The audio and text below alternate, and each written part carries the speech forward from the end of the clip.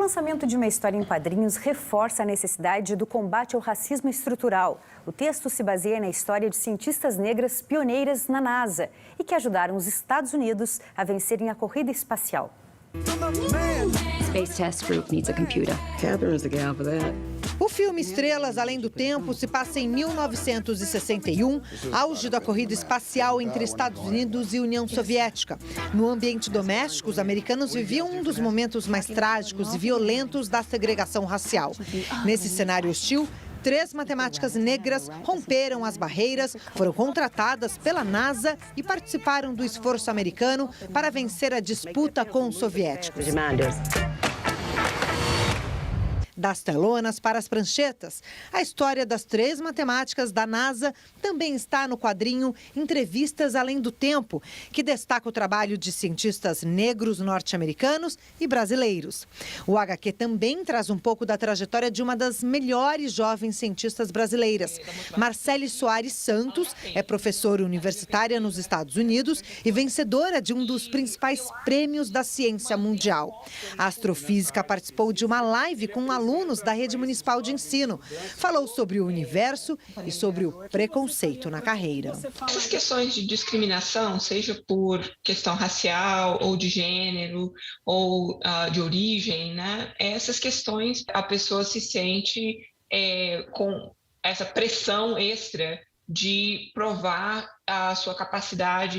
A história em quadrinho tem apoio de entidades públicas e privadas, como o Consulado Norte-Americano em São Paulo e a Secretaria Municipal da Cultura Paulista. Existem negros no campo científico que dão contribuições importantes, né, e que as pessoas não conhecem. Então, a gente precisa desmistificar isso e mostrar, né, principalmente para os jovens estudantes, para que eles se vejam inspirados nessas mulheres e nesses homens, para também seguirem, né, e decidirem, se quiserem, pelas carreiras científicas.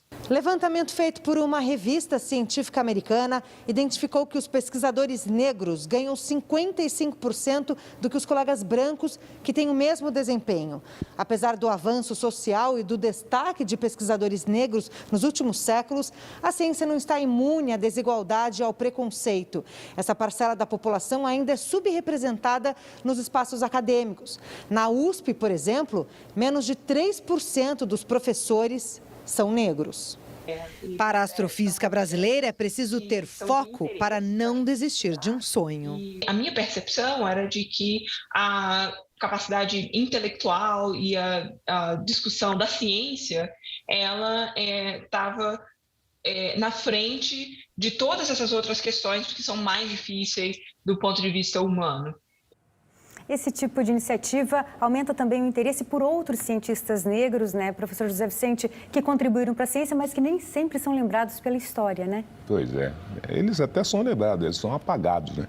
Mas, a bem da verdade, o fato é de que, como a matéria mostrou e nós sabemos, cientistas e negros de todas as qualidades ao longo do tempo são pessoas vivas, que existiram, que deixaram suas contribuições e que mesmo diante desses obstáculos intransponíveis, ainda assim eles foram resilientes, não é? Foram à frente e tornaram seus sonhos realidade.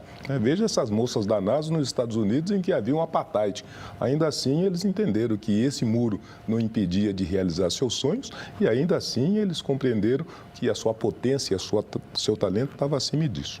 Então, eu acho que o papel que nos cabe é recontar essas histórias, né, e colocar essas pessoas como centro. Veja aqui no caso que nós estamos debatendo hoje, a cientista, né, que sequenciou o coronavírus aqui no nosso país foi uma mulher negra. Uma bióloga negra que foi a primeira que sentou e se aconteceu em 24 horas. Não é? A Sônia Guimarães, por exemplo, que é uma das grandes cientistas, ela está lá no ITA, não é? Há mais de 30 anos.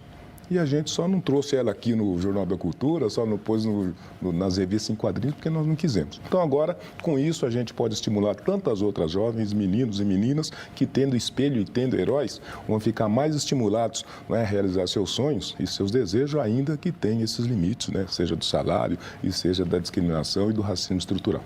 Justamente, vamos falar do salário. Doutor Arnaldo, a gente viu a diferença salarial entre cientistas brancos e negros. A ciência não está imune a preconceito e desigualdade racial. Isso vem lá de baixo. Quer dizer, se você não tiver equidade, é besteira falar em igualdade. Quer dizer, Nós temos um preconceito enorme contra negros pobres, e aí você não dá condições de ascensão, você não dá condições de estudos e, portanto, a ciência fica sem negros. Então, a coisa tem que ser lá de trás, lá de trás. Quer dizer, o dever do Estado e da sociedade, Estado não governo, né, é promover a equidade. Se a gente não promover a equidade para, em condições iguais, ter a competição, aí tudo está perdido. O que a gente, em relação à história, é só não apagar a história. Se contar simplesmente a história, a gente vai ver em todas as áreas, não só na ciência, negros. Veja, eu até tenho dificuldade de falar igualdade, porque as pessoas são iguais por natureza. Então, você reforçar que são iguais já não é legal, porque são, simplesmente. Então, quer dizer, isso já incute um preconceito. Então, simplesmente são.